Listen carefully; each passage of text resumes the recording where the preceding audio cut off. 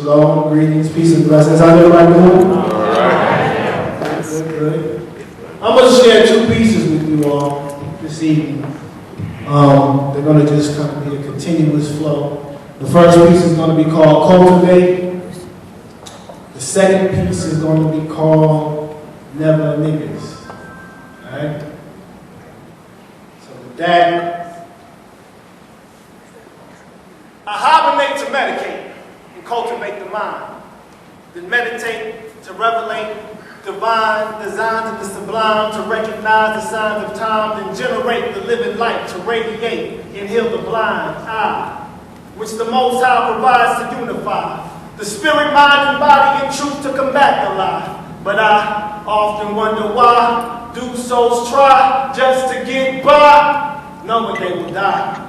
Because all flesh is like grass, and few take time before they pass to know and recognize who is the first and the last, and that life is the class of the greatest teacher to walk earth. Yahshua, the son of Yah, born of an immaculate birth, sent to reverse the curse, distinguish the best from worth. So check the verse and know the reason for the rhyme is not to increase my purse, but to expand your heaven and get you open like a 7-Eleven. No, I'm not a reverend, but believe I love my sisters and brethren because it's time to rise like leaven. That's why I speak about truth. So when I spit it's living water sent to nourish your fruit. See, I dig to the root, which is why I'm considered radical. Blessed with logical flows and scientific and mathematical, and my revolution's grammatical. I'm seeking urban liberation, back on a mission to educate the masses with urban literation and get you lit with art. See, I'm urging cultivation of development holistically. In other words, cultivation spiritually, mentally, and physically. Because my ears can hear and my eyes can see that we're living in some intense times in history.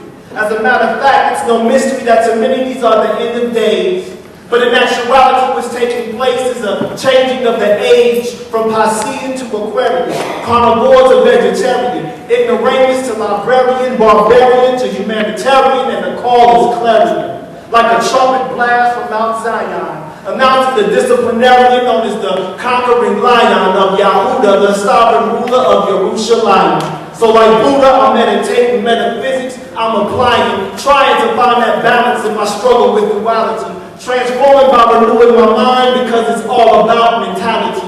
And my reality is eternally orientated. See, I'm destined to live forever for all the souls that never made it, because yeah, I'm realizing I'm rising like the morning sun, giving thanks for every day because the next doesn't have to come. But some live like it's expected, then the creator gets disrespected. So when death takes their life, the event was unsuspected. That's why I perfected the art of asking for forgiveness. Because I fall to my knees with a quickness and ask God to heal my sickness of sin. Because I'm living in a corrupt and depraved world full of negligent mothers and fathers with rebellious boys and girls who are pearls in the ocean, not knowing how to control their emotion, causing tidal waves with idle waves, rousing societal commotion with no motion to soothe their chapped hearts which bleeds and needed love. And no guidance to impart wisdom, so now we got little thugs roaming the street, holding the heat, foaming, gritting their teeth, because inside is so much grief and hate, thinking like life's a game, but every time they play, checkmate.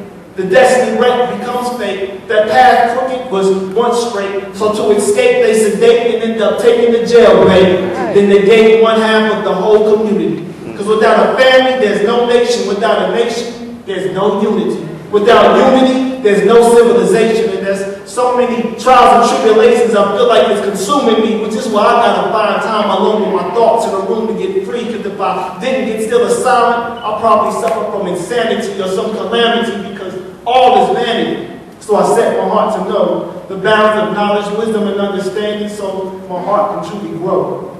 So I partake of each until the taste of wisdom is preferred to me, and the vision of my eye to the third is clear to see, which is why I hibernate to medicate and cultivate the mind. then meditate to elevate and revelate divine, designs of the sublime to recognize the signs of time, and generate the living light to radiate and heal the blind. Cultivate.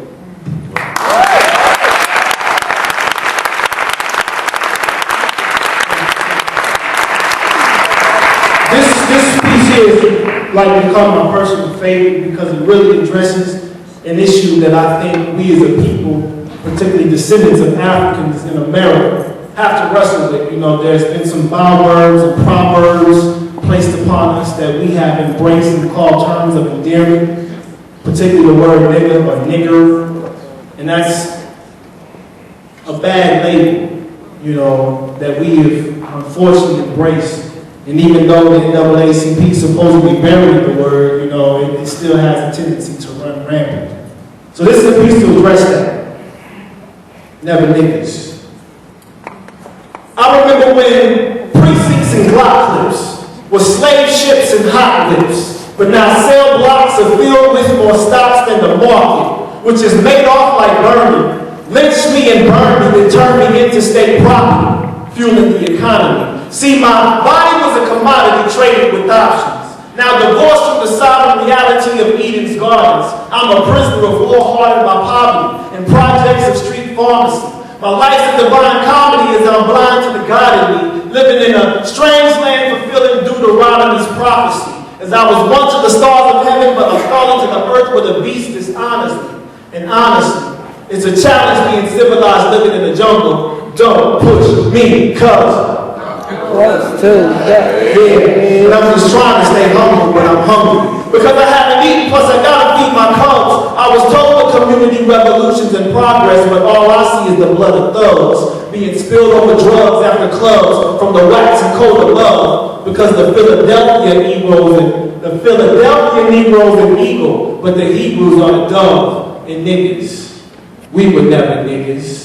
But see, it figures, after 403 years of blood, sweat, and tears, working to build this country for another, we realize our worst fears of becoming the animal that they hatefully trained us to be. But just imagine being enslaved by someone who says all men are created free. What kind of sense is that? Labeling us less than because our tints are black, like they didn't know the actual image and likeness of the Most High is how we looking back. Look back to the land of our origin to see how we can soar again, back when we were more than men and our lives were in harmony, in accord with Him, who rides the firmament of heaven while laying the foundations of creation. From the genesis of our appearance to our resurrection and the revelation, to receive reparations from our work plantations we have in our still facing, though we're still treated as chattels, the majority of the prison industry's population. But see, I remember a Haitian who led his people all the way to freedom. Toussaint Louverture was a beacon of light, and the reason the French couldn't beat him because he tore Napoleon's bones apart martially, but he refused to eat them and rejected second-class citizenship offered up by those British heathens. But now I'm living in America where history blatantly is disregarded, where my development has been arrested and cultural identity is closely guarded by COINTELPRO, who fears the birth of the black messiah and made us believe that we bitches, hoes, pimps, murderers, thieves,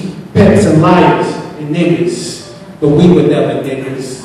But see, like Bigger Thomas, we native sons, but still invisible men. Got our education like Sonny Carson, man, we were never meant to win. Still, we transcend all limitations placed on us by this twisted system and overcame enslavement and Jim Crow to hold political position. Now, listen closely, because my people are the missing link who received the vision of ancestral wisdom before Europeans began to think of a master plan to bring disaster to our native African lands where civilization began, but they removed the scepter from my dark-skinned hands. But now I see the sands of time are running out for the Gentiles to reign. Plus I was told by an elder that both the horse and the rider are about to change, and that the chains that held us in the bonds of servitude should be removed, because we, the anointed of the Most High, chosen to bring forth the good news to heal the brokenhearted and proclaim release to those who are captives. But first we got to tame the savage that was made after the middle passage and drop the baggage that we've been trapped with. And best believe we got to act quick. If not, our destiny will be more tragic and our extinction automatic as niggas.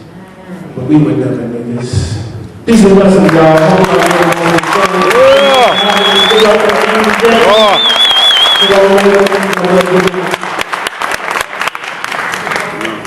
All right, y'all. Give it up again for Davar.